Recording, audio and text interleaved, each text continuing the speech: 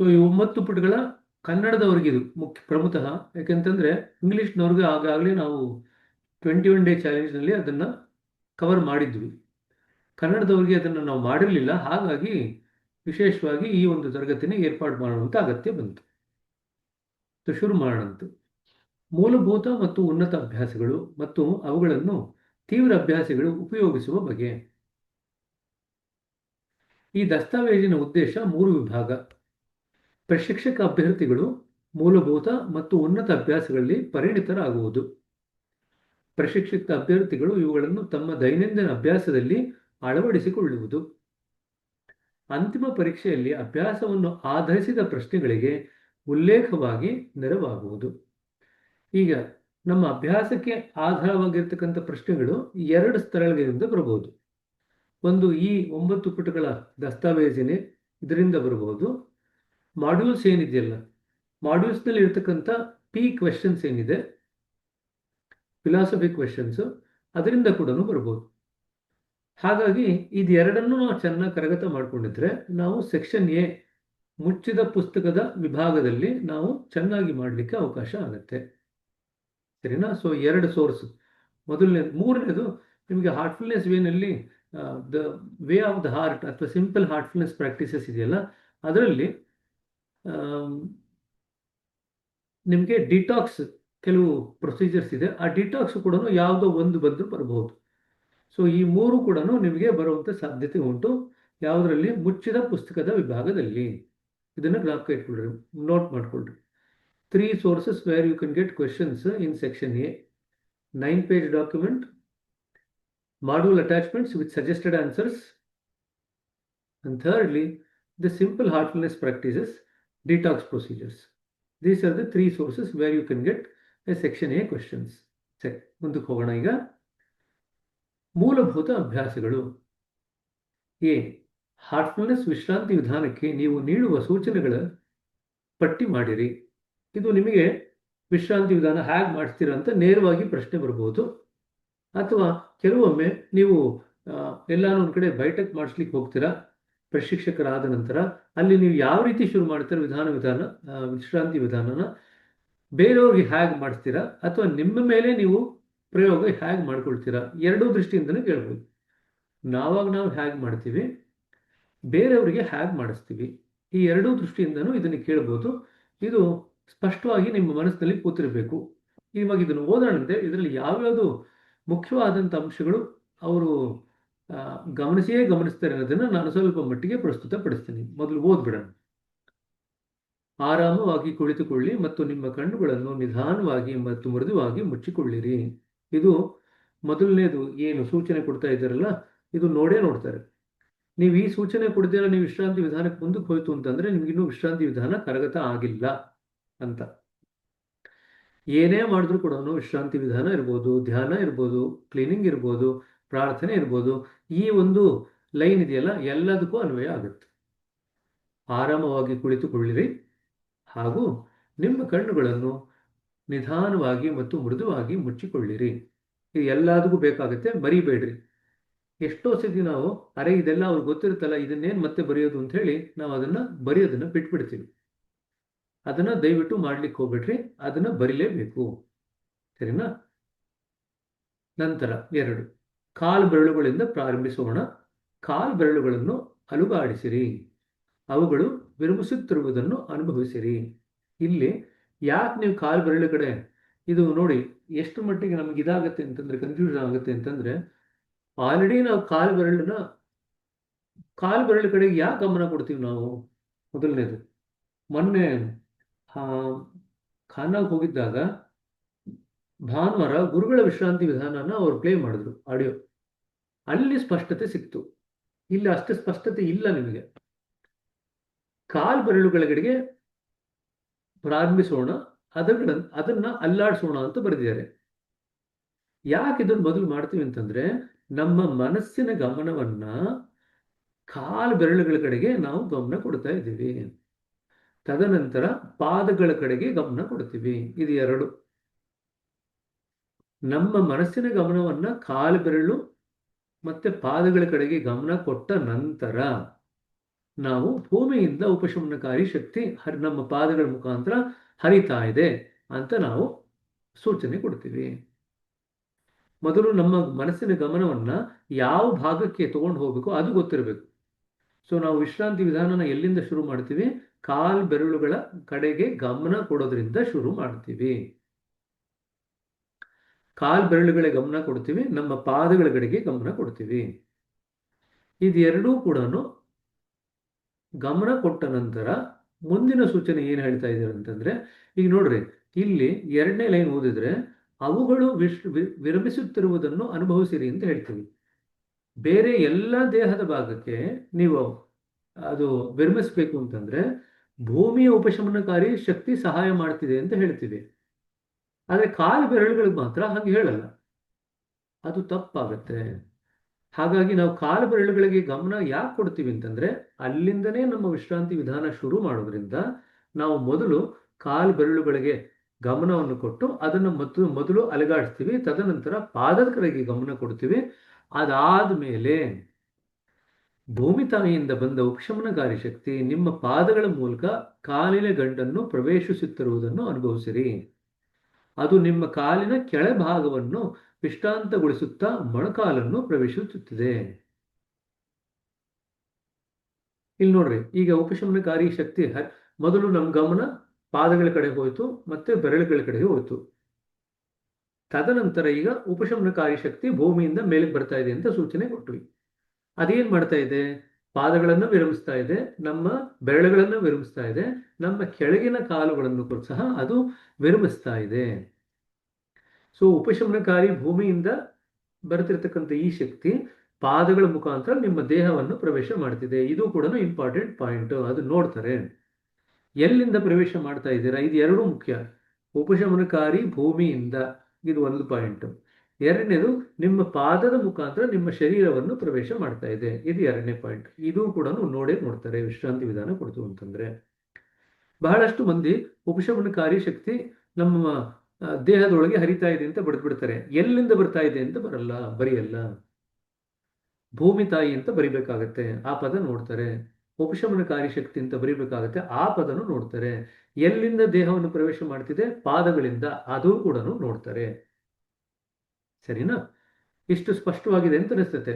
ಮನಸ್ಸಿನ ಗಮನವನ್ನ ಪಾದದ ಬೆರಳುಗಳಿಗೆ ತಗೊಂಡ್ಬರ್ತೀವಿ, ಅದನ್ನು ಮೊದಲು ಅಲುಗಾಡಿಸ್ತೀವಿ, ನಂತರ ಪಾದದ ಕಡೆಗೆ ಗಮನ ಕೊಡ್ತೀವಿ, ನಂತರ ಭೂಮಿ ತಾಯಿಯಿಂದ ಬಂದಿರತಕ್ಕಂಥ ಉಪಶಮನಕಾರಿ ಶಕ್ತಿ ನಮ್ಮ ದೇಹವನ್ನು ಪಾದದ ಮುಖಾಂತರ ಪ್ರವೇಶಿಸುತ್ತಿರುವುದನ್ನು ಅನುಭವಿಸ್ತೀವಿ. ಅದು ಈಗ ಪಾದಗಳಿರ್ಬೋದು, ಕಾಲಿನ ಬೆರಳುಗಳಿರ್ಬೋದು, ಮತ್ತೆ ಕೆಳಗಿನ ಭಾಗದ ಕಾಲಿರ್ಬೋದು, ಇದೆಲ್ಲವನ್ನು ವಿಶ್ರಾಂತಿಗೊಳಿಸ್ತಾ ಇದೆ. ವಿರಮಿಸ್ತಾ ಇದೆ ಅಂತ ನಾನು ಬರೀಬಹುದು, ವಿಶ್ರಾಂತಿಗೊಳಿಸ್ತಾ ಇದೆ ಅಂತ ನಾನು ಬರೀಬಹುದು. ತದನಂತರ ಇದಿಷ್ಟು ಸ್ಪಷ್ಟವಾಗಿ ಬರಿಬೇಕು, ಎಲ್ಲಾ ಪಾಯಿಂಟು ಬರಿಬೇಕು. ಇಲ್ಲಿಂದ ಮುಂದಕ್ಕೆ ಈ ಉಪಶಮನಕಾರಿ ಶಕ್ತಿಯು ಹಾಗೇ ಮೇಲಿರುತ್ತಾ ನಿಮ್ಮ ತೊಡೆಗಳನ್ನು ಸಡಿಲಗೊಳಿಸುತ್ತಿವೆ. It is relaxing your thighs also. ಸರಿನಾ? ಈಗ ತೊಡೆಗಳಾದ ನಂತರ ನಿಮ್ಮ ಸೊಂಟ ಮತ್ತು ಅದರ ಕೆಳಭಾಗವನ್ನು ಸಹ ಸಡಿಲಗೊಳಿಸುತ್ತಿದೆ. ಇದೆರಡು ನೀವು ಪ್ರತಿ ಸತಿನೂ ರಿಪೀಟ್ ಮಾಡುವಂತ ಅಗತ್ಯ ಇಲ್ಲ. 2 ಸತಿಗೆ 1 ಸತಿ ರಿಪೀಟ್ ಮಾಡಿದ್ರೆ ಸಾಕು, ಉಪಶಮನಕಾರಿ ಶಕ್ತಿ ಮೇಲ್ ಹರಿತಾ ಇದೆ ಅಂತ. ಸೊ ಈಗ ಅದೇ ಶಕ್ತಿ ಮೇಲ್ ಹರಿದು ನಮ್ಮ ತೊಡೆಗಳನ್ನು ವಿಶ್ರಾಂತಗೊಳಿಸಿ, ತದನಂತರ ಮತ್ತಷ್ಟು ಮೇಲ್ ಹರಿದು ನಮ್ಮ ಸೊಂಟವನ್ನು ಮತ್ತು ಅದರ ಕೆಳಭಾಗವನ್ನು ಸಡಿಲಗೊಳಿಸ್ತಾ ಇದೆ. ಸೊ 3 ಪದ ಬಳಸ್ಬೋದು. ವಿಶ್ರಾಂತಿಗೊಳಿಸ್ತಾ ಇದೆ ಅಂತ ಬರೀಬಹುದು, ಸಡಿಲಗೊಳಿಸ್ತಾ ಇದೆ ಅಂತ ಬರೀಬಹುದು, ವಿರಮಿಸ್ತಾ ಇದೆ ಅಂತ ಕೂಡ ಬರೀಬಹುದು. ಸರಿನಾ? ಈಗ ಸೊಂಟ ಮತ್ತು ಕೆಳಭಾಗ ವಿಶ್ರಾಂತವಾದ ಮೇಲೆ ಈಗ ನಿಮ್ಮ ಬೆನ್ನನ್ನು ವಿಶ್ರಾಂತಗೊಳಿಸಿ ಮೇಲಿಂದ ಕೆಳಗೆವರೆಗೂ ಇಡೀ ಬೆನ್ನಿನ ಭಾಗ ವಿಶ್ರಾಂತಿಗೊಂಡಿದೆ. ಇಲ್ಲಿ ಬರಿಬೇಕಾಯ್ತು ಒಂದು ಸೆಂಟೆನ್ಸ್ ಎಕ್ಸ್ಟ್ರಾ. ಈ ಭೂಮಿಯಿಂದ ಬಂದಿರತಕ್ಕಂಥ ಉಪಶಮನಕಾರಿ ಶಕ್ತಿ ನಮ್ಮ ಬೆನ್ನಿನಾದ್ಯಂತ ಹರಡಿ ಇಡೀ ಬೆನ್ನಿನ ಭಾಗವನ್ನು ವಿಶ್ರಾಂತಿಗೊಳಿಸ್ತಾ ಇದೆ. ಇದನ್ನು ಬರೀಬಹುದು. ಸರಿನಾ?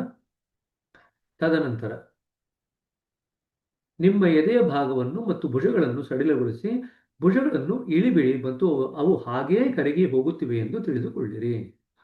ಈಗ ಇಲ್ಲಿ ಒಂದು ಎಗರಿಸ್ಬಿಟ್ಟಿದ್ದಾರೆ ಅಂತ ಅನಿಸುತ್ತೆ.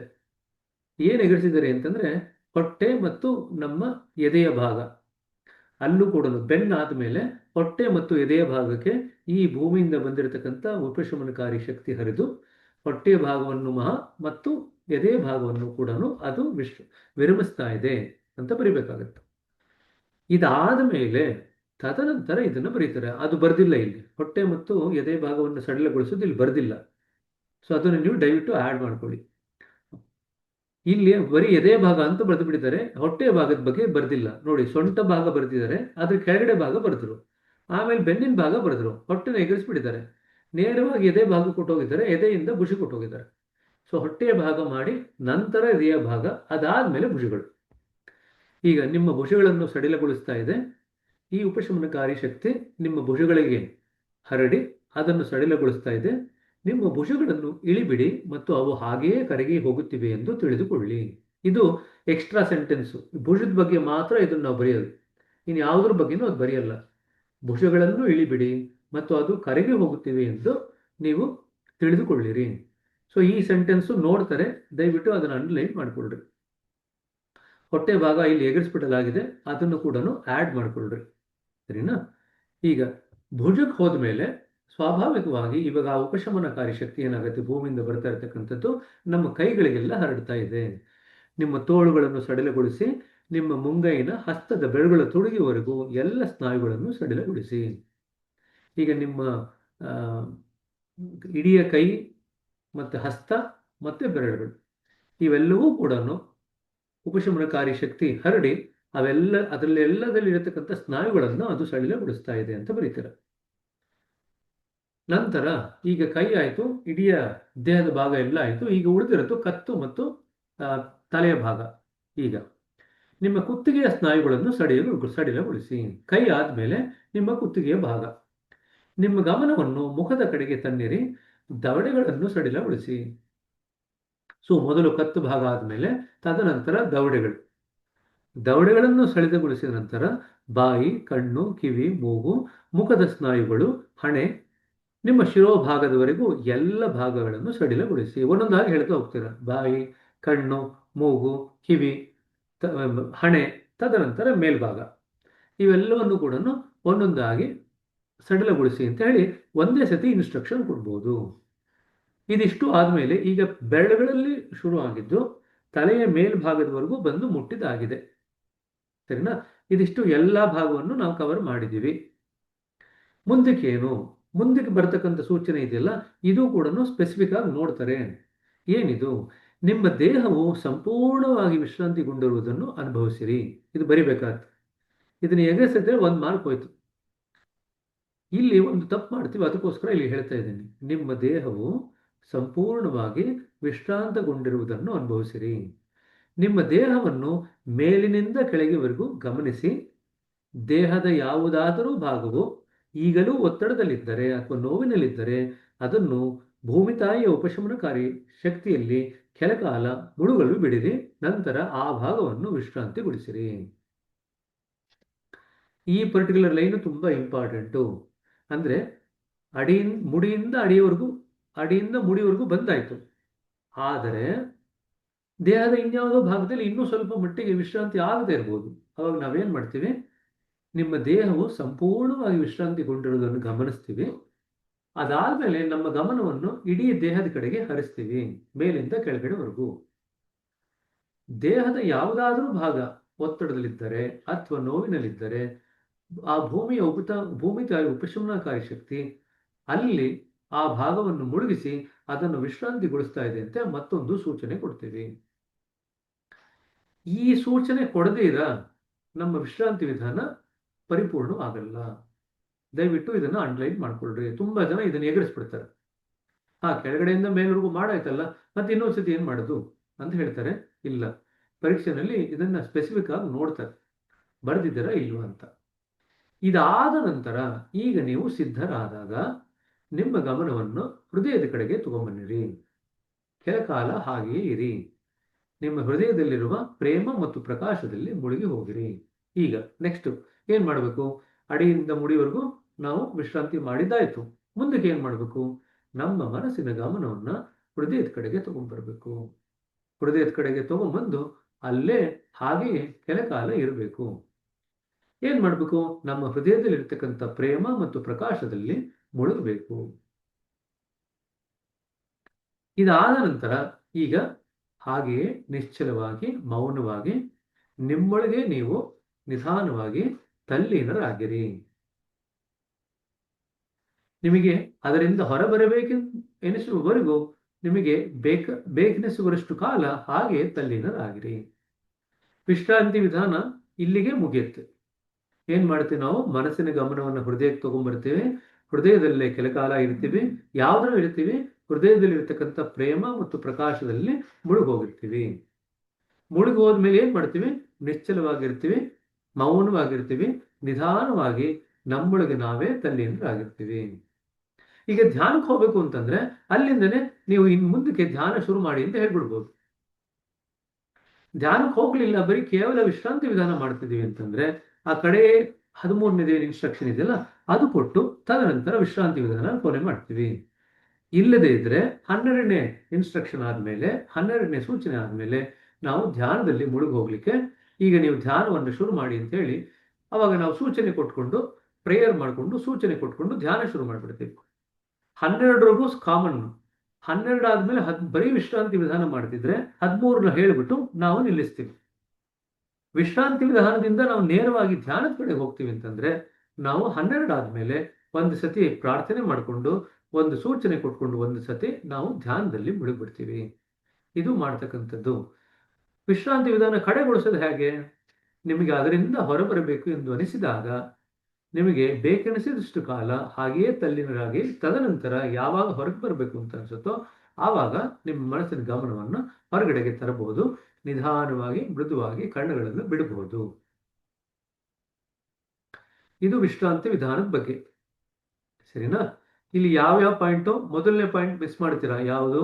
ಆರಾಮವಾಗಿ ಕುಳಿತುಕೊಳ್ಳಿ, ನಿಮ್ಮ ಕಣ್ಣುಗಳನ್ನು ನಿಧಾನವಾಗಿ ಮೃದುವಾಗಿ ಮುಚ್ಚಿಕೊಳ್ಳಿರಿ. ಇದು ಮೊದಲನೇದು ನೋಡ್ತಾರೆ. 2ನೇ ಪಾಯಿಂಟ್ ನೋಡ್ತಕ್ಕಂಥದ್ದು ಕಾಲು ಬೆರಳುಗಳಿಂದ ಪ್ರಾರಂಭ ಮಾಡಬೇಕು. ಕಾಲು ಬೆರಳುಗಳನ್ನು ಅಲ್ಲಾಡಿಸಿ ಅದನ್ನು ಮೊದಲು ವಿರಮಿಸಿ. ನಂತರ 3ನೇ ಪಾಯಿಂಟ್ ನೋಡ್ತಕ್ಕಂಥದ್ದು ಭೂಮಿ ತಾಯಿಯಿಂದ ಬರ್ತಿರ್ತಕ್ಕಂಥ ಉಪಶಮನಕಾರಿ ಶಕ್ತಿ ನಿಮ್ಮ ಪಾದಗಳ ಮುಖಾಂತರ ಕಾಲಿನ ಗಂಟನ್ನು ಪ್ರವೇಶಿಸುತ್ತಿರುವುದನ್ನು ಅನುಭವಿಸಿ ತದನಂತರ ಕಾಲಿನ ಕೆಳಭಾಗವನ್ನು ವಿಶ್ರಾಂತಿಗೊಳಿಸುವುದನ್ನು ನೀವು ಅನುಭವಿಸ್ತೀರಾ. ತದನಂತರ ಆ ಉಪಶಮನಕಾರಿ ಶಕ್ತಿ ತೊಡೆಗಳಿಗೆ ಬರುತ್ತೆ, ಅದನ್ನು ವಿರಮಿಸುತ್ತೆ. ತದನಂತರ ಸೊಂಟಕ್ಕೆ ಬರುತ್ತೆ ಮತ್ತು ಸೊಂಟ ಮತ್ತು ಅದರ ಕೆಳಭಾಗವನ್ನು ವಿರಮಿಸುತ್ತೆ. ತದನಂತರ ಹೊಟ್ಟೆ ಭಾಗವನ್ನು ವಿರಮಿಸುತ್ತೆ. ತದನಂತರ ಬೆನ್ನಿನ ಭಾಗದಲ್ಲಿ ಪ್ರವೇಶ ಮಾಡಿ ಇಡೀ ಬೆನ್ನಿನ ಭಾಗವನ್ನು ವಿಶ್ರಾಂತಿಗೊಳಿಸುತ್ತೆ. ಹೊಟ್ಟೆ ಭಾಗ ಆದ ನಂತರ ಎದೆ ಭಾಗಕ್ಕೆ ಹೋಗುತ್ತೆ. ಎದೆ ಮತ್ತು ಭುಜಗಳನ್ನು ಅದು ವಿಶ್ರಾಂತಿಗೊಳಿಸುತ್ತೆ. ಭುಜಗಳಲ್ಲಿ ಒಂದು ವಿಶೇಷವಾದ ಸೂಚನೆ ಕೊಡ್ತೀವಿ. ಭುಜಗಳನ್ನು ಇಳಿಬಿಡಿ, ಅವು ಹಾಗೆಯೇ ಕರಗಿ ಹೋಗುತ್ತಿರುವುದನ್ನು ತಿಳಿದುಕೊಳ್ಳಿರಿ. ಇದಾದ್ಮೇಲೆ ಏನ್ ಮಾಡ್ತೀವಿ? ಭುಜಗಳಿಂದ ಕಾಲಕ್ರಮೇಣದಲ್ಲಿ ನಮ್ಮ ತೋಳುಗಳು ಮತ್ತೆ ಕೈಗಳು, ಹಸ್ತಗಳು ಮತ್ತು ಬೆರಳುಗಳ ಕಡೆಗೆ ಹೋಗಿ ಅದರಲ್ಲಿರ್ತಕ್ಕಂಥ ಎಲ್ಲ ಸ್ನಾಯುಗಳನ್ನು ವಿಶ್ರಾಂತಿಗೊಳಿಸ್ತಾ ಇದೆ ಅಂತ ಹೇಳ್ತೀವಿ. ಈಗ ಕೈ ಆಯ್ತು, ಕಾಲಾಯ್ತು, ಇಡೀ ದೇಹವಾಯ್ತು, ಕೇವಲ ಕತ್ತು ಮತ್ತು ತಲೆ ಮಾತ್ರ ಉಳಿದಿದೆ. ನಂತರ ಕತ್ತಿನ ಕುತ್ತಿಗೆಯ ಸ್ನಾಯುಗಳು ಸಡಿಲಗೊಳಿಸ್ತಾ ಇದೆ ಅಂತ ಹೇಳ್ತೀವಿ. ನಿಮ್ಮ ಗಮನವನ್ನು ಈಗ ಮುಖದ ಕಡೆಗೆ ತನ್ನಿರಿ. ಮುಖದ ಕಡೆಗೆ ತಗೊಂಡ್ಬಂದಾಗ ಮೊದಲು ದವಡೆಯಿಂದ ಶುರು ಮಾಡ್ತೀರಾ, ಆಮೇಲೆ ಬಾಯಿ, ಕಣ್ಣು, ಕಿವಿ, ಮೂಗು, ತದನಂತರ ಹಣೆ, ತದನಂತರ ತಲೆಯ ಶಿರೋಭಾಗ ಎಲ್ಲವನ್ನು ಅದು ಸಡಿಲಗೊಳಿಸ್ತಾ ಇದೆ. ಈಗ ಇಷ್ಟು ಆದ್ಮೇಲೆ ಶಿರೋಭಾಗ ಆದ್ಮೇಲೆ ಇಡೀ ದೇಹವನ್ನು ಗಮನಿಸ್ತೀರಾ.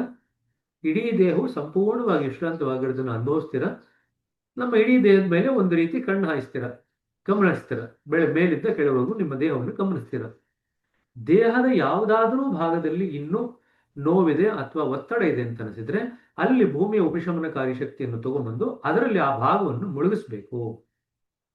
ಅದು ಆ ಭಾಗವು ಕೂಡ ವಿಶ್ರಾಂತಿ ಆಗ್ತಾ ಇದೆ ಅಂತ ಸೂಚನೆ ಕೊಡಬೇಕು. ಇದಾದ ನಂತರ ಈಗ ನೀವು ಸಿದ್ಧರಾದಾಗ ನಿಮ್ಮ ಗಮನವನ್ನು ಈಗ ಇಡೀ ದೇಹ ವಿಶ್ರಾಂತ ಆಗಿದೆ ಅಂತ ನಿಮ್ಮ ಮನಸ್ಸಿಗೆ ಅನಿಸಿದಾಗ ನಿಮ್ಮ ಗಮನವನ್ನು ಹೃದಯದ ಕಡೆಗೆ ತಗೊಂಡ್ಬರ್ತೀರಾ. ಹೃದಯದಲ್ಲಿ ಹಾಗೆಯೇ ಕೆಲ ಕಾಲ ಇರ್ತೀರಾ. ಹೃದಯದಲ್ಲಿ ಇರ್ತಕ್ಕಂಥ ನಿಮ್ಮ ಪ್ರಕಾಶ ಮತ್ತು ಪ್ರೇಮ ಇವೆರಡರಲ್ಲಿ ಮುಳುಗಿರ್ತೀರಾ. ಮುಳುಗಿ ಏನ್ ಮಾಡ್ತೀರಾ? ಮೌನವಾಗಿರ್ತೀರಾ, ನಿಶ್ಚಲವಾಗಿರ್ತೀರಾ, ಮತ್ತೆ ನಿಮ್ಮೊಳಗೆ ನೀವು ತಲ್ಲೀನರಾಗಿರ್ತೀರಾ. ನಾ ಹೇಳ್ದಂಗೆ 12ವರೆಗೂ ಕೂಡ ಕಾಮನ್. ಧ್ಯಾನ ಮಾಡಬೇಕು ಅಂತಂದ್ರೆ, ಇಲ್ಲಿಂದ ಧ್ಯಾನ ಮಾಡಿಸ್ಬೇಕು ಅಂತಂದ್ರೆ ಯಾರಿಗಾದ್ರೂ ನೀವು ಇಲ್ಲಿಂದ ನೆಕ್ಸ್ಟ್ ಏನು ಹೇಳ್ತೀರಾ ಅಂತಂದ್ರೆ, ಹಾ, ಪ್ರಾರ್ಥನೆ ಹೇಳ್ಕೊಂಬೋಣ, ಮನಸ್ಸಿನಲ್ಲಿ ನಿಧಾನವಾಗಿ ಪ್ರಾರ್ಥನೆಯನ್ನು ಹೇಳಿಕೊಂಡು ತದನಂತರ ಸೂಚನೆಯನ್ನು ಕೊಟ್ಕೊಂಡು ಧ್ಯಾನ ಶುರು ಮಾಡ್ರಿ ಅಂತ ಹೇಳ್ತೀರಾ. ಧ್ಯಾನ ಮಾಡಿಸ್ಬೇಕಾದ್ರೆ ರಿಲ್ಯಾಕ್ಸೇಷನ್ ಇಂದ ಡೈರೆಕ್ಟ್ ಆಗಿ ನಾವು ಧ್ಯಾನಕ್ಕೆ ಹೋಗ್ಬೇಕಾದ್ರೆ ನೇರವಾಗಿ ಅದನ್ನು ಮಾಡ್ತೀವಿ. ಇಲ್ಲದೆ ಇದ್ರೆ ಬರೀ ವಿಶ್ರಾಂತಿ ವಿಧಾನ ಅಷ್ಟೇ ಮಾಡ್ತಾ ಇತ್ತು ಅಂತಂದ್ರೆ 13ನೇ ಸೂಚನೆ ಕೊಡ್ತೀವಿ. ಎಲ್ಲಿವರೆಗೂ ನಾವು ಅಲ್ಲಿ ತಲ್ಲೀನರಾಗಿರ್ಬೇಕು ಅಂತ ಅನಿಸುತ್ತೋ, ನಮಗೆ ಬೇಕೆನಿಸಿದ ಕಾಲ ಅಲ್ಲಿ ತಲ್ಲೀನರಾಗಿದ್ದು, ನಾವು ಸರಿ ಅನಿಸಿದಾಗ ಹೊರಬರಬೇಕು ಅಂತ ಅನಿಸಿದಾಗ ನಿಧಾನವಾಗಿ ಕಣ್ಣುಗಳನ್ನು ಬಿಟ್ಟು ನಾವು ಅದರಿಂದ ಹೊರಗಡೆ ಬರಬಹುದು. ಹೀಗೆ ನಾವು ನಮ್ಮ ವಿಶ್ರಾಂತಿ ವಿಧಾನವನ್ನು ಕೊನೆಗೊಳಿಸ್ತೀವಿ. ಸರಿನಾ? ನಾ ಇದರಲ್ಲಿ ಏನೇನೆಲ್ಲ ಇಂಪಾರ್ಟೆಂಟ್ ಪಾಯಿಂಟ್ಸ್ ಎಲ್ಲ ಹೇಳಿದೆನಲ್ಲ, ದಯವಿಟ್ಟು ಅದೆಲ್ಲ ಅಂಡರ್ಲೈನ್ ಮಾಡ್ಕೊಳ್ರಿ. ಎಲ್ಲ ನೀವು ಪುಸ್ತಕ ಇಟ್ಕೊಂಡಿದ್ದು ನೀವು ಅದನ್ನೆಲ್ಲ ಅಂಡರ್ಲೈನ್ ಮಾಡ್ಕೊಳ್ತು ಅಂತಂದ್ರೆ ನಿಮ್ಗೆ ಯಾವ ಮಾರ್ಕ್ಸ್ ಹೋಗಲ್ಲ. ನೀವು ಅದನ್ನ ಎಷ್ಟೊಂದು ಜನ they take it for granted. ಅಯ್ಯೋ ಇದೆಲ್ಲ ಅವ್ರಿಗೂ ಗೊತ್ತಿರುತ್ತಲ್ಲ, ನಮಗೂ ಗೊತ್ತಿಲ್ಲ, ಇದೇನು ಬರೆಯೋದು ಅಂತ ಹೇಳ್ಬಿಡ್ತಾರೆ. ನೀವು ಬರೆದ್ರೆ ಮಾತ್ರ ಅವ್ರಿಗೆ ಗೊತ್ತಾಗೋದು ನೀವು ತಿಳ್ಕೊಂಡಿದ್ದೀರಾ ಅಂತ. ನೀವು ಬರೀತೀರಾ ಅವ್ರಿಗೆ ಗೊತ್ತಾಗ್ಬಿಡುತ್ತೆ ಅಂತ ಅನ್ಕೊಂಡ್ರೆ ಅದಾಗಲ್ಲ. ಪರೀಕ್ಷೆನಲ್ಲಿ ನೀವು ಏನನ್ನ ಸ್ಪಷ್ಟವಾಗಿ ಬರೀತೀರಾ ಅದ್ರ ಮುಖಾಂತರ ನಿಮ್ಗೆ ಅಂಕ ಬರೋದು. ಸರಿನಾ? ವಿಶ್ರಾಂತಿ ವಿಧಾನ ಸ್ಪಷ್ಟವಾಗಿದೆ ಅಂತ ಅನ್ಕೊಳ್ತೀನಿ. ಯಾರಿಗಾದ್ರೂ ಇದರಲ್ಲಿ ಏನಾದ್ರು ಪ್ರಶ್ನೆಗಳಿದ್ರೆ ದಯವಿಟ್ಟು ಕೇಳಿ. Any questions you can ask. ನಿಧಾನ ಹೋಗೋಣ, ಅರ್ಜೆಂಟ್ ಏನಿಲ್ಲ. ನನಗೆ ನೀವೆಲ್ಲರೂ ಕೂಡ ಚೆನ್ನಾಗಿ ಕಲ್ತ್ಕೋಬೇಕು. ನೀವು ಮಾಡೋದು ಕಲಿಬೇಕು, ಬೇರೆಯವರು ಮಾಡಿಸೋದನ್ನು ಕಲಿಸ್ಕೋಬೇಕು. ಈಗ ನೀವೇನೆಲ್ಲ ಬರೆದಿದ್ರಲ್ಲ ಇದನ್ನ 9 ಪುಟ ಇಟ್ಕೊಂಡು ನೋಡಿ, ಆ ಹೊಟ್ಟೆ ಭಾಗ ಎಗರಿಸ್ಬಿಡಿದ್ರೆ ಇದರಲ್ಲಿ ಆಯ್ತಾ, ಹೊಟ್ಟೆ ಭಾಗ ಸೇರಿಸ್ಕೋಬೇಕು. ಸೊ ಇದನ್ನೆಲ್ಲ ಕರೆಕ್ಟಾಗಿ ಸ್ಪಷ್ಟವಾಗಿ ನೀವು ಕಲ್ತ್ಕೊಂಡು ಬೇರೆಯವ್ರ ಮೇಲೆ ಕೂಡ ಅದನ್ನು ಪ್ರಯೋಗ ಮಾಡ್ತು ಅಂತಂದ್ರೆ, ಇದನ್ನ ನೀವು ಮನೆಯವ್ರ ಮೇಲೆ ಪ್ರಯತ್ನ ಪಡ್ರಿ. ನಿಮ್ಮ ಹೆಂಡತಿ ಗಂಡಂದ್ರೆ ಇರ್ತಾರಲ್ಲ ಅವ್ರ ಮೇಲೆ ಆಗ್ಲಿ ಪ್ರಯೋಗ ಆಗ್ಲಿ. ಅರ್ಥ ಆಯ್ತಾ? ಸೊ ನಿಮ್ಮ ಯಜಮಾನ್ರಿಗೆ ಹೇಳ್ರಿ, ಬನ್ರಿ ನಿಮ್ಗೆ ವಿಶ್ರಾಂತಿ ಮಾಡಿಸ್ತೀನಿ ಅಂತ. ನೀವು ಯಜಮಾನ್ರಾಗಿದ್ರೆ ನೀವು ಹೆಂಡತಿಗೆ ಹೇಳ್ರಿ, ಬನ್ರಿ ವಿಶ್ರಾಂತಿ ಮಾಡಿಸ್ತೀನಿ ಅಂತ. ಅರ್ಥ ಆಯ್ತಾ? ಅವ್ರು ಕೋಆಪರೇಟ್ ಮಾಡ್ತಾರೋ ಬಿಲ್ವೋ ಅದು ಬೇರೆ ವಿಚಾರ. ಬಟ್ ಜನರಲಿ ಯಾರಿಗೆ ಬೇಕಾದ್ರೆ ಮಾಡಿಸ್ಬೋದು. ನೋಡ್ರಿ, ವಿಶ್ರಾಂತಿ ವಿಧಾನ ಅಭ್ಯಾಸ ಮಾಡೋದು ತುಂಬಾ ಸುಲಭ. ಯಾಕಂದ್ರೆ ಮಕ್ಕಳಿಂದ ಹಿಡಿದು ಯಾರಿಗೆ ಬೇಕಾದ್ರೆ ಮಾಡಿಸ್ಬೋದು, ಯಾವಾಗ ಬೇಕಾದ್ರೆ ಮಾಡಿಸ್ಬೋದು. ಆದ್ರೆ ಇನ್ನೊಂದೇನಪ್ಪ, ವಿಶ್ರಾಂತಿ ವಿಧಾನದ ಬಗ್ಗೆ ತಿಳ್ಕೊಬೇಕು ಅಂತಂದ್ರೆ ಅದು ಆಧ್ಯಾತ್ಮಿಕ ಅಭ್ಯಾಸ ಅಲ್ಲ. ಆಧ್ಯಾತ್ಮಿಕತೆಗೆ ಪೂರಕವಾಗಿರತಕ್ಕಂಥ ಅಭ್ಯಾಸ, ಆದ್ರೆ ನೇರವಾಗಿ ಆಧ್ಯಾತ್ಮಿಕ ಅಭ್ಯಾಸ ಅಲ್ಲ. ಹಾರ್ಟ್ಫುಲ್ನೆಸ್ ವೇರಿ ಬರೆದಿದ್ದಾರೆ ಗುರುಗಳು. ಧ್ಯಾನ ಮತ್ತು ಪ್ರಾರ್ಥನೆ ಮತ್ತು ಶುದ್ಧೀಕರಣ ನೇರವಾದಂಥ ಆಧ್ಯಾತ್ಮಿಕ ಅಭ್ಯಾಸಗಳು. ಈ ವಿಶ್ರಾಂತಿ ವಿಧಾನ ನೇರವಾದಂಥ ಆಧ್ಯಾತ್ಮಿಕವಾದಂಥ ಅಭ್ಯಾಸ ಅಲ್ಲ, ಆಧ್ಯಾತ್ಮಕ್ಕೆ ಪೂರಕವಾಗಿರ್ತಕ್ಕಂಥ ಅಭ್ಯಾಸ ಅಷ್ಟೇ. ಇದು ಕೂಡ ಬರುತ್ತೆ ನಿಮಗೆ. ಆಧ್ಯಾತ್ಮಕ್ಕೆ ನೇರವಾದಂಥ ಅಭ್ಯಾಸ ಯಾವುದು ಅಂತ ಹೇಳಿ ಅವ್ರೇನ್ ಮಾಡ್ತಾರೆ ಅಂತಂದ್ರೆ, ವಿಶ್ರಾಂತಿ ವಿಧಾನ, ಧ್ಯಾನ, ಪ್ರಾರ್ಥನೆ, ಶುದ್ಧೀಕರಣ ಎಲ್ಲವೂ ಅಂತ ಕೊಡ್ತಾರೆ. ನೀವೇನ್ ಮಾಡ್ತೀರಾ? ಎಲ್ಲವೂ ಅಂತ ಬಂದಿದ್ದೆಲ್ಲ ಟಕ್ ಅಂತ ಎಲ್ಲವೂ ಅಂತ ಟಿಕ್ ಹಾಕ್ತೀರಾ. ಅವ್ರು ಟಕ್ ಅಂತ ನೀವು ಟಿಕ್ ಆಗಿರೋದು ಅವ್ರು ಇನ್ನೊಂದು ಟಿಕ್ ಹಾಕಿ ರಾಂಗ್ ಅಂತ ಹಾಕ್ತಾರೆ. ಅಷ್ಟೇ. ಸರಿ. ಸೊ ಇದರಲ್ಲಿ ನೇರವಾದಂತ ಅಭ್ಯಾಸ ಅಂತಂದ್ರೆ 3 ಟಿಕ್ ಮಾರ್ಕ್ ಮಾಡ್ಬೇಕಾಗ್ತದೆ. ಏನ್ 3 ಟಿಕ್ ಮಾರ್ಕು? ನಿಮ್ಮ ಧ್ಯಾನ, ಪ್ರಾರ್ಥನೆ ಮತ್ತು ಶುದ್ಧೀಕರಣ ಇವಷ್ಟೇ ನೇರವಾದಂತ ಆಧ್ಯಾತ್ಮಿಕ ಅಭ್ಯಾಸ. ಶುದ್ಧೀಕರಣ ಅಲ್ಲ. ಸೊ ಹಾಗಾಗಿ ನೀವು ಶುದ್ಧೀಕರಣನು ಸೇರಿ ಎಲ್ಲವೂ ಅಂತ ಹಾಕಿತು ಅಂತಂದ್ರೆ ಮಾರ್ಕ್ಸ್ ಹೋಯ್ತು. ಅರ್ಥ ಆಯ್ತು? ಕೆಲವು ಸತಿ ಬೇಕು ಅಂತ ನಿಮ್ಗೆ ಕನ್ಫ್ಯೂಸ್ ಮಾಡ್ಲಿಕ್ಕೆ ಅಂತಾನೆ ಈ ರೀತಿ ಪ್ರಶ್ನೆಗಳನ್ನ ಕೇಳ್ತಾರೆ. ಸರಿನಾ? ಆಯ್ತು, ರೇವತಿ ಅವ್ರು ಕೇಳ್ರಿ, ಏನ್ ಪ್ರಶ್ನೆ? ಮ್ಯೂಟಲ್ಲಿ ಇದ್ದೀರಾ, ಅನ್ಮ್ಯೂಟ್ ಮಾಡ್ಕೊಳ್ಳಿ. 10ನೇ ನಿಯಮದಲ್ಲಿ ನಿಮ್ಮ ದೇಹವು ಸಂಪೂರ್ಣವಾಗಿ ವಿಶ್ರಾಂತಗೊಂಡಿರುವುದನ್ನು ಅನುಭವಿಸಿರಿ. ನಿಮ್ಮ ದೇಹವನ್ನು ಮೇಲಿನಿಂದ ಕೆಳಗಿನವರೆಗೂ ಗಮನಿಸಿ. ದೇಹದ ಯಾವುದಾದರೂ ಭಾಗವು ಈಗಲೂ ಒತ್ತಡದಲ್ಲಿದ್ದರೆ ಅಥವಾ ನೋವಿನಲ್ಲಿದ್ದರೆ ಅದನ್ನು ಭೂಮಿ ತಾಯಿಯ ಉಪಶಮನಕಾರಿ ಶಕ್ತಿಯಲ್ಲಿ ಕೆಲ ಕಾಲ ಮುಳುಗಲು ಬಿಡಿರಿ. ನಂತರ ಆ ಭಾಗವನ್ನು ವಿಶ್ರಾಂತಗೊಳಿಸಿರಿ. ಅದು ಸೇರಿಸ್ಬೇಕಾ? ಕರೆಕ್ಟ್, ಸೇರಿಸಿರಿ. ಓಕೆ. ಅದ್ರಲ್ಲಿ ಮುಳುಗಿಸಿರೋದು ಯಾತಕ್ಕೆ? ವಿಶ್ರಾಂತಿ ಆಗ್ತಾ ಇದೆ ಅಂತಾನೆ ಮುಳುಗಿಸ್ತಾ ಇರೋದು. ವಿಶ್ರಾಂತಿ ಆಗ್ಲಿ ಅಂತಾನೆ ಮುಳುಗಿಸ್ತಾ ಇರೋದು. ಬರೆದ್ರೆ ಒಳ್ಳೇದು ಅದನ್ನ. Okay, thank you. ಸರಿ, ಇನ್ಯಾರಿಗಾನ ಏನಾದ್ರು ಪ್ರಶ್ನೆ ಇದೆಯಾ? ಬ್ರದರ್, ಭುಜಗಳು ಕರಗಿ ಮಧ್ಯದಲ್ಲಿ ಮಾತಾಡ್ಬಿಡ್ರಿ. ಪದ್ಮಾ ಅವರೇ ಕೈ ಎತ್ತಿರಿ. ನಮ್ ಕನ್ನಡದವ್ರಿಗೆ ಎಲ್ರಿಗೂ ಪ್ರಾಬ್ಲಮ್ ಇದೆ, ಸುಮ್ಮನೆ ಪಟ್ ಅಂತ ಒಳಗಡೆ ಮಾತಾಡ್ತೀವಿ. ಯಾರೇ ಏನಾದ್ರು ಮಾತಾಡ್ಬೇಕಾದ್ರೆ ದಯವಿಟ್ಟು ಕೈ ಎತ್ತಿರಿ, ಆಮೇಲೆ ಮಾತಾಡ್ರಿ. ಮಧ್ಯದಲ್ಲಿ ಬಾಯಿ ಹಾಕ್ಬೇಡ್ರಿ. ಉಮಾಮೂರ್ತಿ ಅವರೇ ಹೇಳ್ರಿ. ಉಮಾಮೂರ್ತಿ ಇದ್ದೀರಾ? 5ನೇದ್ರಲ್ಲಿ ಬ್ರದರ್, ಈಗ ನಿಮ್ಮ ಸೊಂಟವನ್ನು ಮತ್ತು ಅದರ ಕೆಳಭಾಗವನ್ನು ಸಡಿಲಗೊಳಿಸಿರಿ ಅಂತಿದೆಯಲ್ಲ, ಅದಕ್ಕೆ ಹೊಟ್ಟೆ ಭಾಗ ಇಲ್ಲ, ಮಾಡ್ಬೋದು? ಸೊಂಟ ಬೇಡ. ಮತ್ತು ಕೆಳಗಡೆ ಅಂತ ಹೇಳಿದ್ರೆ ಹೊಟ್ಟೆ ಸೇರಲ್ಲ. ಸೊಂಟದ ಮೇಲ್ಗಡೆ ಇರತಕ್ಕಂಥದ್ದು ಹೊಟ್ಟೆ, ಸೊಂಟದ ಕೆಳಗಡೆ ಇಲ್ಲ. ಹ್ಮ್. ಸೊಂಟದ ಕೆಳಗಡೆ ನಿಮ್ಮ ಜನನಾಂಗಗಳಿರುತ್ತೆ, ರಿಪ್ರೊಡಕ್ಟಿವ್ ಆರ್ಗನ್ಸು ಅದೆಲ್ಲ ಇದೆಯಲ್ಲ, ಮತ್ತೆ ಎಕ್ಸ್ಕ್ರೀಟರಿ ಆರ್ಗನ್ಸ್ ಎಲ್ಲ ಇದೆಯಲ್ಲ, ಅದೆಲ್ಲ ಇರುತ್ತೆ. ಸೊ ಹಾಗಾಗಿ ನೀವು ಸೊಂಟ ಮತ್ತು ಕೆಳಗಡೆ ಭಾಗ ಅಂತ ಹೇಳಿದಾಗ ಹೊಟ್ಟೆ ಅದ್ರಲ್ಲಿ ಸೇರಲ್ಲ. ಅಲ್ಲ, ನಾನು ಹೊಟ್ಟೆ ಮತ್ತು ಸೊಂಟ ಹಾಕಿ ತಗೋಬೋದಾ ಅಂತ ಕೇಳಿದೆ. ನೀವು ಹೇಗಾದ್ರೂ ಬರಿಬೋದು, ಬರಿಬೋದಾ? ಓಕೆ. ಗೊತ್ತಾಯ್ತಾ? ಒಟ್ನಲ್ಲಿ ಎಲ್ಲಾ ಭಾಗ ಬರಿಬೇಕಷ್ಟೇ. ನೀವು ಆಯ್ತು. ಹೆಂಗ್ ಬರೀತೀರಾ ನಿಮಗೆ ಬಿಟ್ಟಿದ್ದು. ಓಕೆ. ಹೊಟ್ಟೆ ಮತ್ತು ಕೆಳಗಡೆ, ಸೊಂಟ ಮತ್ತು ಕೆಳಗಡೆ ಭಾಗ ಅಂತ ಹೇಳಿದ್ರೆ ಬರಲ್ಲ. ಹೊಟ್ಟೆ ಮತ್ತು ಕೆಳಗಡೆ ಭಾಗ ಅಂತ ಹೇಳಿದ್ರೆ ಸೊಂಟ ಮತ್ತು ಅದೆಲ್ಲವೂ ಬಂದ್ಬಿಡಿ. ಆಯ್ತು ಆಯ್ತು. ಓಕೆ ಬರ್. ಸರಿನಾ? ಹ್ಯಾಕ್ ಬರೀತು, ಒಟ್ಟಲ್ಲಿ ಎಲ್ಲಾ ಭಾಗ ಕವರ್ ಆಗೋಂಗೆ ಮಿಸ್ ಮಾಡಿದ್ರು ಮಾಡ್ರಿ ಅಷ್ಟೇ. ಆಯ್ತು ಆಯ್ತು. ಆಯ್ತು. ಹಾ, ಕುಸುಮಧರ. ಬರೋದು ನಮಸ್ತೆ. ನಾವು ಪಾದದಿಂದ ಮೇಲ್ಗಡೆ ವಿಶ್ರಾಂತಿ ಮಾಡ್ತಾ ಹೋಗ್ತೇವಲ್ಲ, ಆಗ ಬೆನ್ನಿನ ಭಾಗಕ್ಕೆ ಬರುವಾಗ ಮೇಲಿನಿಂದ ಕೆಳಗಿನವರೆಗೆ ಅಂತ ಹೇಳ್ತೇವೆ. ಬೆನ್ನಿನ ಭಾಗದಲ್ಲಿ ಅದು ಅದ್ಯಾಕೆ? ತೊಂದರೆ ಇಲ್ಲ. ಇಡೀ ಬೆನ್ನಿನ ಭಾಗವು ವಿಶ್ರಾಂತಿಗೊಳಿಸ್ತಾ ಇದೆ ಅಂತ ಹೇಳಿದ್ರೆ ಸಾಕಾಗುತ್ತೆ. ಎಲ್ಲವೂ ಕೆಳಗಿಂದ ಮೇಲಕ್ಕೆ ಹೋಗೋದು. ಇಡೀ ಬೆನ್ನಿನ ಭಾಗ ಈಗ ಕೆಳಗಡೆಯಿಂದ ಮೇಲೆ ಬಂದಿದೆ, ಸೊಂಟದವರೆಗೂ ಬಂತು. ಸೊಂಟ ಆದ್ಮೇಲೆ ನೀವು ಬೆನ್ನಿನ ಭಾಗ ಕೊಡ್ರಿ. ಬೆನ್ನಿನ ಭಾಗ ಕೆಳಗಡೆಯಿಂದ ಮೇಲ್ಗಡೆವರೆಗೂ ಕೂಡ ವಿಶ್ರಾಂತಿಗೊಳಿಸ್ತಾ ಇದೆ ಅಂತ ಕೊಡ್ರಿ ಸೂಚನೆ. ಓಕೆ, ಸರಿನಾ? ಸರಿ. ಅದೇನು ಬರಿ ಮಾಡ್ಕೋಬೇಡಿ.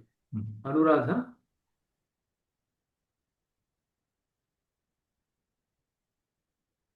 ಬ್ರದರ್, ಅದು 12ನೇದು ಆದ್ಮೇಲೆ ನಾವು ನೆಕ್ಸ್ಟ್ ಧ್ಯಾನ ಮಾಡ್ಬೇಕಾದ್ರೆ ಮಾತ್ರ ಲೈನ್ ಬರಿಬೇಕಾ? ನೆಕ್ಸ್ಟ್ 13ನೇದು, ಇಲ್ಲಾಂದ್ರೆ ಬೇಡವಾ?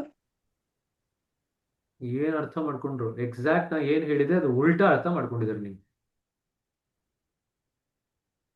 ನಾ ಏನ್ ಹೇಳಿದೆ? ನಮ್ಮೊಳಗೆ ನಾವೇ ತಲ್ಲೀನರಾಗಿರ್ತೀವಿ. ಆಮೇಲೆ ಕೇಳಿಸ್ಕೊಳ್ರಿ. ಪ್ರಶ್ನೆ ಕೇಳಿದಿರಾ? ಕೇಳಿಸ್ಕೊಳ್ರಿ. ಪ್ರಶ್ನೆ ಕೇಳಿದಿರಾ? ಕೇಳಿಸ್ಕೊಳ್ರಿ. ನೋಡಿ ಎಷ್ಟು ಕನ್ಫ್ಯೂಸ್ ಮಾಡ್ಕೊಳ್ತೀವಿ ನಾವು. 12ನೇದು ಆದ್ಮೇಲೆ ನೀವು ಧ್ಯಾನ ಮಾಡ್ಬೇಕಾದ್ರೆ 13ನೇ ಲೈನ್ನ ಬರೆಯಲ್ಲ. ಅದ್ರ ಬದಲಿಗೆ ನೀವು 12 ಆದ್ಮೇಲೆ ಪ್ರಾರ್ಥನೆ ಮಾಡ್ಕೊಳ್ರಿ ಅಂತ ಸೂಚನೆ ಕೊಟ್ಟು, ತದನಂತರ ನೀವೇನು ಒಂದು ಸೂಚನೆ ಕೊಟ್ಕೊಳ್ತೀರ ಧ್ಯಾನ ಶುರು ಮಾಡ್ಲಿಕ್ಕೆ ಮುಂಚೆ, ಆ ಸೂಚನೆ ಕೊಟ್ಕೊಂಡು ಧ್ಯಾನದಲ್ಲಿ ಮುಳುಗ್ರಿ ಅಂತೇಳಿ, ಪ್ಲೀಸ್ ಸ್ಟಾರ್ಟ್ ಮೆಡಿಟೇಷನ್ ಅಂತ ಹೇಳ್ಬಿಡ್ತಾರೆ. ಧ್ಯಾನ ಶುರು ಮಾಡಿ ಅಂತ ಹೇಳ್ಬಿಡ್ತಾರೆ. ಬರೀ ವಿಶ್ರಾಂತಿ ವಿಧಾನ ಮಾಡಿಸೋದಿದ್ರೆ 12 ಆದ್ಮೇಲೆ ನಿಮ್ಗೆ ಎಷ್ಟೊತ್ತು ಬೇಕೋ ಅಷ್ಟೊತ್ತು ನೀವು ಆ ಸ್ಥಿತಿಯಲ್ಲಿದ್ದು, ತದನಂತರ ನಿಧಾನವಾಗಿ ಮೃದುವಾಗಿ ಕಣ್ಣುಗಳನ್ನು ಬಿಡ್ರಿ ಅಂತ ಹೇಳ್ತಾರೆ. ಧ್ಯಾನ ಮಾಡಿಸ್ಬೇಕು ಅಂತಂತಂದ್ರೆ 12 ಆದ್ಮೇಲೆ ಧ್ಯಾನದ ಬಗೆಗಿನ ಏನ್ ಸೂಚನೆಗಳಿದೆ ಅದನ್ನು ಕೊಡ್ಲಿಕ್ಕೆ ಶುರು ಮಾಡ್ತೀರ. ಧ್ಯಾನ ಮಾಡಿಸಲ್ಲ ಅನ್ನೋದಾಯ್ತು ಅಂತಂದ್ರೆ 12 ಆದ್ಮೇಲೆ 13ನೇ ಸೂಚನೆ ಕೊಟ್ಟು ವಿಶ್ರಾಂತಿ ವಿಧಾನದಿಂದ ಹೊರಗಡೆ ಕರ್ಕೊಂಡು ಬರ್ತೀರ. ಸರಿ, ಕನ್ಫ್ಯೂಸ್ ಮಾಡ್ಕೋಬೇಡಿ. Karthik Swamy. Thank you sir. Hello. ನಮಸ್ಕಾರ ರೀ ಬ್ರದರ್, ಗುಡ್ ಮಾರ್ನಿಂಗ್. ಇದು ಇಂಗ್ಲಿಷ್ನಾಗ ಬರಕ ಇದು ಎಲ್ಲಾ ವರ್ಡ್ ಟು ವರ್ಡ್ ಇರ್ಬೇಕಾ? Simple heartfulness practices 9 page document, ಆಮೇಲೆ ಇದು ಎಳಿತಾ ಇದ್ದಾರೆ ಪ್ರಶ್ನೆ, ಕಟ್ ಮಾಡಿದ್ದೀನಿ. ಯಾವುದು ವರ್ಡ್ ಟು ವರ್ಡ್ ಇರುವಂತ ಅವಶ್ಯಕತೆ ಇಲ್ಲ. ಮುಖ್ಯವಾಗಿ ಏನೇನೆಲ್ಲ ಪದಗಳನ್ನ ಉಪಯೋಗಿಸ್ಬೇಕು ಅದೆಲ್ಲ ಕರೆಕ್ಟಾಗಿ ಉಪಯೋಗಿಸಿದಿರ ಅಂತಂದ್ರೆ ನಿಮ್ಗೆ ಅವರು ಅಂಕಗಳನ್ನು ಕೊಡ್ತಾರೆ. ಎಲ್ಲ ಭಾಗದ ಒಂದು ಪದ ನೋಡ್ತಾರೆ, ಎಲ್ಲ ಭಾಗನೂ ಮಾಡಿಸಿದಿರಾ ಅಥವಾ ಎಲ್ಲ ಎಗರಿಸಿದಿರಾ ಅಂತ. ಆಮೇಲೆ ಎಲ್ಲಿಂದ ಶುರು ಮಾಡಿದ್ರಿ ನೋಡ್ತಾರೆ. ಕೂತ್ಕೊಳ್ಳಿಕ್ಕೆ ಹೇಳಿದ್ರ, ಕಣ್ಣು ಮುಚ್ಲಿಕ್ಕೆ ಹೇಳಿದ್ರ ಅದನ್ನು ನೋಡ್ತಾರೆ. ಭೂಮಿಯಿಂದ ಉಪಶಮನಕಾರಿ ಶಕ್ತಿ ಪಾದಗಳ ಮುಖಾಂತರ ಹರಿತಾ ಇರೋದನ್ನ ಅದನ್ನು ನೋಡ್ತಾರೆ. ಇಡೀ ದೇಹ ಭಾಗವನ್ನೆಲ್ಲ ಸರಳಗೊಳಿಸಿದ್ದೀರಾ, ಅದನ್ನು ಸರಳ ಆಗದೆ ಇದ್ರೆ ಅದನ್ನು ವಿಶ್ರಾಂತಿಗೊಳಿಸ್ಲಿಕ್ಕೆ ಉಪಶಮನಕಾರಿ ಶಕ್ತಿಯ ಸಹಾಯವನ್ನು ಪಡ್ಕೊಳ್ತಾ ಇದ್ದೀರಾ, ಅದನ್ನು ನೋಡ್ತಾರೆ. ತದನಂತರ ಹೇಗೆ ನಿಲ್ಲಿಸ್ತಾ ಇದ್ದೀರಾ ಅದನ್ನ, ಕಡೆಯಲ್ಲಿ ಏನ್ ಮಾಡ್ತೀರಾ, ಇದೆಲ್ಲ ದೇಹ ಪೂರ್ತಿ ವಿಶ್ರಾಂತ ಆದ್ಮೇಲೆ ನಿಮ್ಮ ಮನಸ್ಸಿನ ಗಮನವನ್ನು ಎಲ್ಲಿ ತಗೊಂಬಂದು ನಿಲ್ಲಿಸ್ತೀರಾ, ಅಲ್ಲಿ ಏನನ್ನ ಅನುಭವಿಸ್ತೀರಾ, ಇದನ್ನು ನೋಡ್ತಾರೆ. ಇದಿಷ್ಟು ಕೂಡ ಇಲ್ಲಿರ್ತಕ್ಕಂಥ ರೀತಿನಲ್ಲೇ ಬರಿಬೇಕು ಅಂತೇನಿಲ್ಲ. ಮುಖ್ಯತಃ ಇದಿಷ್ಟು ಬಂದಿರಬೇಕು, ನಿಮ್ಮ ಉತ್ತರದಲ್ಲಿ ಇರಬೇಕು. ಪದದಿಂದ ಪದಕ್ಕೆ ನೀವೇನು ಬೈಹಾರ್ಟ್ ಮಾಡಿ ಬರೆಯುವಂತ ಅವಶ್ಯಕತೆ ಇಲ್ಲ. ಚಿಂತೆ ಮಾಡಬೇಡಿ. ಇಂಗ್ಲಿಷ್ನಲ್ಲೂ ಇಲ್ಲ, ಕನ್ನಡದಲ್ಲೂ ಇಲ್ಲ. ಸರಿನಾ? ವಿವೇಕ್ ಅವರೇ.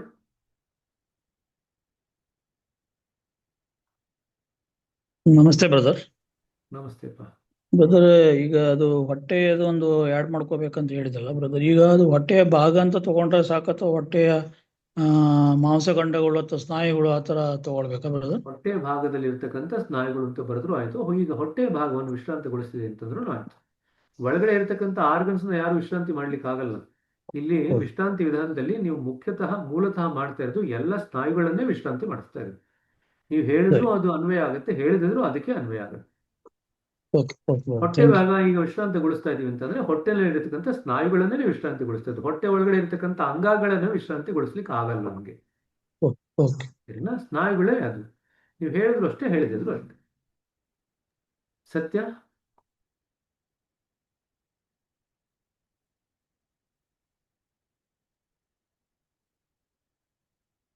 ಸತ್ಯ ಅವ್ರು ಅನ್ಮ್ಯೂಟ್ ಮಾಡ್ಕೊಳ್ರಿ. ಸರ್ ನಮಸ್ಕಾರ. ಸರ್, ಭುಜಗಳು ಕರಗಿ ಹೋಗ್ತಾ ಇದೆ ಅಂತಂದ್ರೆ ಅದು ಏನ್ sir? What does it mean sir?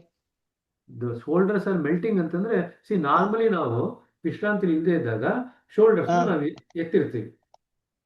ಯಾವಾಗಲೂ ಶೋಲ್ಡರ್ಸ್ ಎತ್ತಿರ್ತೀವಿ ನಾವು. ಸರಿನಾ? ವಿಶ್ರಾಂತಿ ಆಗ್ತಾ ಇದೆ ಅಂತಂದ್ರೆ ಆ ಶೋಲ್ಡರ್ಸ್ ಕೆಳಗಡೆ ಇಳಿಬೇಕು. ಅದಕ್ಕೆ ಇಳಿಸಿ ಅಂತ ಬರ್ದಿರುತ್ತೆ. ಸರಿನಾ? ಭುಜಗಳನ್ನು ಇಳಿಬಿಡಿ ಅಂದ್ರೆ ಲೋವರ್ ಯುವರ್ ಶೋಲ್ಡರ್ಸ್. ನಾವು ನಾರ್ಮಲಿ ವಿಶ್ರಾಂತಿ ಮಾಡದೇ ಇದ್ದಾಗ ನಮ್ಮ ಶೋಲ್ಡರ್ಸ್ ಸ್ವಲ್ಪ ಮೇಲಿರುತ್ತೆ.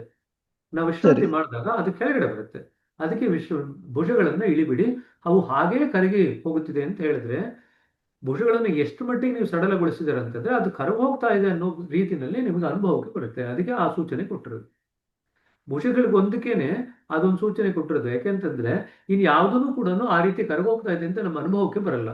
ಇಟ್ಸ್ ಜಸ್ಟ್ ಮೆಲ್ಟಿಂಗ್ ಅವೇ ಅಂತ ಅನಿಸುತ್ತೆ ನಮಗೆ. ಭುಜಗಳು ಪೂರ್ತಿ ಸಡಲಾಗೋಯ್ತು ಅಂತಂದ್ರೆ ಪೂರ್ತಿ ಹಿಂಗಾಗುತ್ತೆ. ಸೊ ಅದೊಂದು ಭಾಗನೇ ನಾವು ಅದನ್ನ ಸ್ಪಷ್ಟವಾಗಿ ಅದನ್ನ ಕೆಳಗಡೆ ಇಳಿಯೋದು ಭುಜ ಮತ್ತೆ ಕರಗ ಹೋಗೋದು ಭುಜದಲ್ಲಿ ಮಾತ್ರ ನಾವು ಅದು ಅನುಭವಿಸ್ಲಿಕ್ಕೆ ಸಾಧ್ಯ. ಹಾಗಾಗಿ ಅದನ್ನ ಬರೆದಿದ್ದಾರೆ ಅಷ್ಟೇ ನಮಗೆ. ಸರಿನಾ? It just shows the level of relaxation, ಎಷ್ಟು ಆಳದವರೆಗೆ ವಿಶ್ರಾಂತಿ ತಲುಪಿದೆ ಅನ್ನೋದನ್ನ ತೋರಿಸುತ್ತೆ ಅಷ್ಟೇ. That's all it is. Thank you sir, thank you. ಸರಿ, ಹಾಗಾದ್ರೆ ಎಲ್ರದ್ದು ಪ್ರಶ್ನೆ ಮುಗಿತಾ? ಹಾಗಾದ್ರೆ ಗುಡ್. ಈಗ ನಾಳೆ ಬರೋಷ್ಟರಲ್ಲಿ ನೀವು ಅಟ್ಲೀಸ್ಟ್ ಒಂದು 3 ಜನದ ಮೇಲೆ ನೀವು ವಿಶ್ರಾಂತಿ ವಿಧಾನನ ಪ್ರಯೋಗ ಮಾಡಿರಬೇಕು. ನಿಮ್ಮ ಮೇಲೂ ಕೂಡ ನೀವು ವಿಶ್ರಾಂತಿ ವಿಧಾನನ ಪ್ರಯೋಗ ಮಾಡಿಕೊಂಡು ನಿಮ್ಮ ಅನುಭವ ಏನಾಯ್ತು ಅಂತ ತಗೊಂಡು ನಾಳೆ ಬೆಳಗ್ಗೆ ಬನ್ರಿ. ನೆಕ್ಸ್ಟ್ ನಾಳೆ ಧ್ಯಾನಕ್ಕೆ ಬೇಕಾಗಿರ್ತಕ್ಕಂಥ ಸೂಚನೆಗಳನ್ನು ಓದೋಣಂತೆ. ಸರಿನಾ? ಒಂದೊಂದೇ ಸ್ಟೆಪ್ ಮಾಡ್ಕೊಳ್ತಾ ಹೋಗೋಣ. 9-10 ದಿವಸ ಆಗ್ಬೋದು, ಚಿಂತೆ ಮಾಡುವಂಥ ಅವಶ್ಯಕತೆ ಇಲ್ಲ. Let us take hour time. 1 ವಾರ 2 ವಾರ ಆದರೂ ಪರವಾಗಿಲ್ಲ. ಸ್ಪಷ್ಟವಾಗಿ ತಿಳ್ಕೊಂಡು ಅದನ್ನ ಆಚರಣೆಗೆ ತರೋಣ. ಅರ್ಥ ಆಯ್ತಾ? ಸೊ ನಾಳೆ ಬರೋಷ್ಟರಲ್ಲಿ 3 ಜನದ ಮೇಲೆ ವಿಶ್ರಾಂತಿ ವಿಧಾನ ಪ್ರಯೋಗ ಮಾಡಿರ್ತೀರಾ. ನಿಮ್ಮ ಮೇಲೂ ನೀವು ಪ್ರಯೋಗ ಮಾಡ್ಕೊಂಡಿರ್ತೀರಾ. ಸರಿನಾ? ಶಾಂತಲಕ್ಷ್ಮಿ. ನಮಸ್ತೆ ಬ್ರದರ್. ಇದು ನಾವು ವಿಶ್ರಾಂತಿ ವಿಧಾನ ನಾವು ಸಂಜೆ ಶುದ್ಧೀಕರಣಕ್ಕಿಂತ ಮುಂಚೆನೂ ಮಾಡ್ಬೋದಾ ಬ್ರದರ್? ವಿಶ್ರಾಂತಿ ವಿಧಾನ ಯಾವಾಗ ಬೇಕಾದ್ರೂ ಮಾಡ್ಬೋದು. ಆದ್ರೆ ಸಾಮಾನ್ಯವಾಗಿ ವಿಶ್ರಾಂತಿ ವಿಧಾನನ ಇಲ್ಲ ಸಪರೇಟ್ ಆಗಿ ಮಾಡ್ತೀವಿ, ಪ್ರತ್ಯೇಕವಾಗಿ ಮಾಡ್ತೀವಿ, ಅಥವಾ ಧ್ಯಾನಕ್ಕೆ ಮುಂಚೆ ಮಾಡ್ತೀವಿ. ಹೌದು. ಈಗ ಶುದ್ಧೀಕರಣ ಮುಂಚೆನೂ ನೀವು ತುಂಬಾ ಟೆನ್ಸ್ ಆಗಿದ್ದೀರಿ ಅಂದ್ರೆ ವಿಶ್ರಾಂತಿ ವಿಧಾನ ಮಾಡ್ಕೊಂಡು ನೀವು ಶುದ್ಧೀಕರಣ ಮಾಡ್ಕೊಂಡು ನಿಮ್ಗೆ ಸಹಾಯ ಆಗುತ್ತೆ ಅಂದ್ರೆ ಮಾಡ್ಬೋದು, ತಪ್ಪೇನಿಲ್ಲ. ಆದ್ರೆ ಅದನ್ನ ಜೋಡಣೆ ಮಾಡುವಂತ ಅವಶ್ಯಕತೆ ಇಲ್ಲ. ಯಾವಾಗ ನಿಮ್ಗೆ ತುಂಬಾ ಮಾಡ್ಬೇಕು ಅಂತ ಅನಿಸುತ್ತೋ ಮಾಡಿ, ತಪ್ಪೇನಿಲ್ಲ. ಆದ್ರೆ ದಿನಾಗ್ಲೂ ಮಾಡ್ಲೇಬೇಕಾದಂತ ಕಡ್ಡಾಯ ಏನಿಲ್ಲ. ಆದ್ರೆ ಧ್ಯಾನದ ಜೊತೆಗೆ ಮೊದಲು ಯಾರು ಅಭ್ಯಾಸಿ ಬರ್ತಾರೆ ಅವರಿಗೆ ದಿನಾಗ್ಲೂ ಮಾಡ್ಲಿಕ್ಕೆ ಇದು ಹೇಳ್ಕೊಡ್ತು ಅಂತಂದ್ರೆ ಸಹಾಯ. ಸೊ ಧ್ಯಾನದ ಜೊತೆಗೆ ಜೋಡಿಸ್ಲಿಕ್ಕೆ ನಾವೇ ಹೇಳ್ತೀವಿ. ಬೇರೆದ್ರ ಜೊತೆಗೆ ನೀವು ಬೇಕಾದ್ರೆ ಜೋಡಿಸ್ಕೋಬಹುದು, ಬೇಡದಿದ್ರೆ ಬಿಡ್ಬೋದು. ಜೋಡಿಸ್ಲೇಬೇಕಾದಂತ ಅವಶ್ಯಕತೆ ಏನಿಲ್ಲ, ಮಾಡಿದ್ರೆ ತಪ್ಪೇನಿಲ್ಲ. ಸರಿನಾ? ರಮೇಶ್ ಬಾಬು ಏನಾದ್ರು ಕೇಳ್ಬೇಕೇನ್ರಿ? ಬ್ರದರ್, ಇದು ಹೊಟ್ಟೆ ಅನ್ನೋ ಬದಲು ಉದರ ಭಾಗವನ್ನು ಸಡಿಲಗೊಳಿಸಿ ಅಂತ ಹೇಳ್ಬೋದಾ?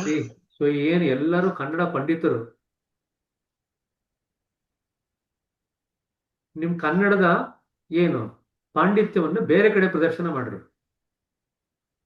ಹೊಟ್ಟೆ ಭಾಗ ಅಂತ ಸಿಂಪಲ್ ಆಗಿ ಬರೀರಿ. ಉದರ ಭಾಗ ಅಂತಂದ್ರೆ ಎಷ್ಟೋ ಜನಕ್ಕೆ ಅರ್ಥ ಆಗ್ಲಿಲ್ಲ ಅಂದ್ರೆ ನೀವು ಬರ್ದಿದ್ರು ಮಾರ್ಕ್ಸ್ ಹೋಗುತ್ತೆ. ಆಮೇಲೆ ನೀವು ಅವ್ರ ಹತ್ರ ಹೋಗಿ ಆರ್ಗ್ಯೂ ಮಾಡ್ಲಿಕ್ಕೆ ಆಗಲ್ಲ, ಯಾರು ಕೈಗೆ ಸಿಗಲ್ಲ. ಎಲ್ರಿಗೂ ಅರ್ಥವಾಗುವಂತ ರೀತಿಯಲ್ಲಿ ಬರೀರಿ. ನಿಮ್ಮ ಕನ್ನಡದ ಪಾಂಡಿತ್ಯವನ್ನು ಬೇರೆ ಕಡೆಗೆ ಪ್ರದರ್ಶನ ಮಾಡಿ, ಇಲ್ಲಿ ಮಾಡ್ಲಿಕ್ಕೆ ಹೋಗಬೇಡಿ. ಅರ್ಥ ಆಯ್ತಾ? ಆಯ್ತು, ನಿಲ್ಸೋಣಂತ ಇಲ್ಲಿಗೆ. We will catch up tomorrow morning. ಮತ್ತೆ ನಾವು ನಾಳೆ ಬೆಳಗ್ಗೆ ಸಿಗೋಣಂತ, ಸರಿನಾ? ಮಮತಾ ಅವರೇ, ನೀವು ಕೈ ಎತ್ತದನ್ನ ಕಲಿಬೇಕು. ಪಿಕ್ಚರ್ ಅಲ್ಲಿ ಕೈ ಎತ್ತದನ್ನಲ್ಲ, ಫೋನ್ ನಲ್ಲಿ ಕೈ ಎತ್ತದನ್ನ ಕಲಿಬೇಕು. ಅಭ್ಯಾಸ ಮಾಡ್ಕೊಳ್ರಿ. ಬ್ರದರ್ ಅವಾಗ್ಲಿಂದ ಟ್ರೈ ಮಾಡ್ತಿದ್ದೀನಿ, ಅದು ಆಗ್ತಾ ಇಲ್ಲ, ಅದು ಹ್ಯಾಂಡ್ ಅದನ್ನ ಆಗ್ತಾ ಇಲ್ಲ. ಗೊತ್ತಾಗಿಲ್ಲ ಅಂತಂದ್ರೆ ಯಾರ ತಗೊಂಡು ಹೇಳಿಸ್ಕೊಳ್ರಿ. ಕನ್ನಡದವರು ಇಡೀ ವರ್ಷ ಟ್ರೈನಿಂಗ್ ಬರ್ತಾರೆ, ಆದ್ರೆ ಕಲ್ತ್ಕೊಳ್ಳೋದೇ ಇಲ್ಲ ಏನು. ನಂಗೆ ಬರುತ್ತೆ, ಆದ್ರೆ ಯಾಕೋ ಇವತ್ತು ಆಗ್ತಿಲ್ಲ, ಮತ್ತೆ ಕನೆಕ್ಟ್ ನಿಮ್ಗೆ ಆಗ್ತಿಲ್ಲ ಬ್ರದರ್. ರಿಪೋರ್ಟ್ ಪ್ರಾಬ್ಲಮ್ ಇರ್ತೈತಿ. ನೀವೇನ್ ಹೇಳಿದ್ರಿ ಅಂತಲೇ ನನಗೆ ಗೊತ್ತಾಗ್ಲಿಲ್ಲ ಅವಾಗ್ಲಿಂದಲೂ. ಎನಿವೆ ರೆಕಾರ್ಡಿಂಗ್ ಇರುತ್ತೆ, ರೆಕಾರ್ಡಿಂಗ್ ನಾನು ಅಪ್ಲೋಡ್ ಮಾಡ್ತೀನಿ ಯೂಟ್ಯೂಬ್ ಅಲ್ಲಿ, ದಯವಿಟ್ಟು ಒಂದ್ಸತಿ ನೋಡ್ಕೊಳ್ರಿ, ಸರಿನಾ? ಸೊ ಯಾರ್ಯಾರು ಕನೆಕ್ಟ್ ಆಗ್ಲಿಕ್ಕೆ ಸಾಧ್ಯ ಇಲ್ಲ, ರೆಕಾರ್ಡಿಂಗ್ ನಾ ಹಾಕ್ತೀನಿ, ದಯವಿಟ್ಟು ಅಲ್ಲಿ ನೋಡ್ಕೊಳ್ರಿ, ಸರಿನಾ? ಎಲ್ಲ ಭಾಗಗಳು ಯಾವ್ಯಾವ ಅಂಶಗಳನ್ನು ಒತ್ತು ಬರಿಬೇಕು ಅಂತ ಹೇಳಿ ಅದೆಲ್ಲ ಕೂಡ ನಾವು ಚರ್ಚೆ ಮಾಡಿದ್ವಿ. ಎಲ್ಲವನ್ನು ನೋಡ್ಕೊಳ್ರಿ, ನೀವು ಕೂಡ ಚೆನ್ನಾಗಿ ತಯಾರಾಗಿ, ಸರಿನಾ? ಹೋಮ್ವರ್ಕ್ ಏನ್ ಕೊಟ್ಟಿದ್ದೀನಿ ಲಾಸ್ಟ್ ಅಲ್ಲಿ ಇರುತ್ತೆ, ಯಾವಾಗಲೂ ದಿನ ಕೊಡ್ತಕ್ಕಂಥ ಹೋಮ್ವರ್ಕ್, ಅದನ್ನು ಕೂಡ ನೀವು ಕೂಡ ಅಭ್ಯಾಸ ಮಾಡಿ, ಸರಿನಾ? ನೋಡ್ಕೊಳ್ಳಿ. ಸರಿ ಕಣ್ರಿ, ಹಾಗಾದ್ರೆ ನಮಸ್ತೆ. ಹಾಗಾದ್ರೆ ಎಲ್ರಿಗೂ ಕೂಡ ಮತ್ತೆ ನಾಳೆ ಬೆಳಗ್ಗೆ ಯಥಾ ಪ್ರಕಾರ 6:30ಕ್ಕೆ ಸಿಗೋಣ, ಸರಿನಾ? ಇನ್ನೊಂದು 2 ವಾರದಲ್ಲಿ ಇದಿಷ್ಟು ಕೂಡ ಮುಗಿಸ್ಬೇಕು, 9 ಪುಟಗಳ ಡಾಕ್ಯುಮೆಂಟ್ ಅನ್ನ ಮುಗಿಸೋಣ, ಸರಿನಾ? ನಮಸ್ತೆ. ಹಾಗಾದ್ರೆ ಎಲ್ರಿಗೂ ಕೂಡ Thank you, brother. Thank you. Thank you, brother. ಸರಿ ಕಣ್ರಿ, ಶುಭ ದಿವಸ, ನಮಸ್ತೆ, ಬಾಯ್ ಕಣ್ರಿ.